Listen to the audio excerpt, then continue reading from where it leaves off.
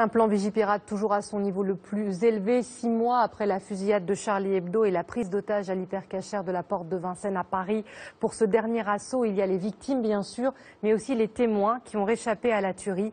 Florence Trintignac et Marc Félix ont rencontré l'un d'entre eux qui confie ses angoisses et surtout ses questions sur l'enquête et la traque d'Amédi Coulibaly. David ne veut pas être reconnu.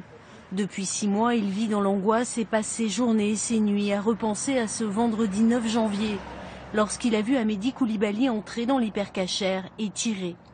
Je trouve pas le sommeil, je dors pas. Je dors pas beaucoup, voilà, hier soir encore, j'ai pas dormi.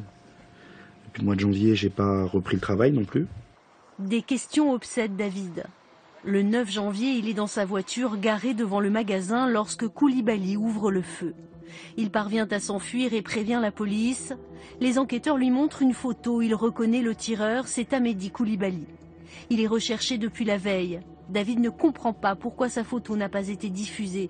Personne n'a remarqué Coulibaly lorsqu'il s'est approché de l'hypercachère. Moi aujourd'hui, ce que je me demande réellement, c'est simplement pourquoi. Pourquoi est-ce qu'un policier est sûr de lui quand il me montre une photo? Ils sont sûrs que c'est lui qui cherche, puisque sinon ils ne me l'auraient pas montré. Ils m'auraient demandé de le décrire et ils en auraient parlé. Ils savent que c'est lui, mais à ce moment-là, il n'y a que eux qui le savent. Lui, quand il est arrivé devant l'hypercachère, il marchait tranquillement, il a posé son sac tranquillement, prenant son temps. Il a eu le temps de sortir son arme, se mettre en position. Il n'était pas pressé. La veille de l'attentat à Montrouge, Amédi Coulibaly a abattu une policière et blessé un agent municipal. Dans le quartier de la fusillade, une synagogue, une épicerie cachère et une école juive.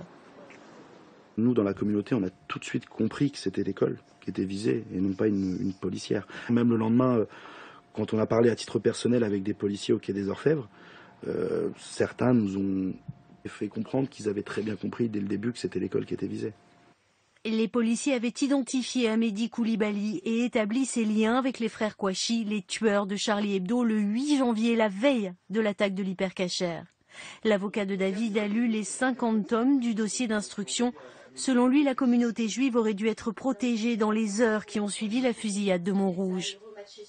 Le 8 janvier, 2 policiers de la SDAT, section antiterroriste, avaient les clichés de Kouachi de Coulibaly sur le bureau. Et à partir de là, personne ne se parle. Tout le monde est au courant des motivations antisémites de ces gens-là. Et personne ne se souvient de l'affaire Mera. Donc il y a non-assistance à personne en danger. Il y a quelques semaines, David et les familles des victimes des attentats de Paris ont été reçus par les juges d'instruction. L'enquête avance. 7 hommes soupçonnés d'avoir aidé Amédi Coulibaly ont été mis en examen et placés en détention.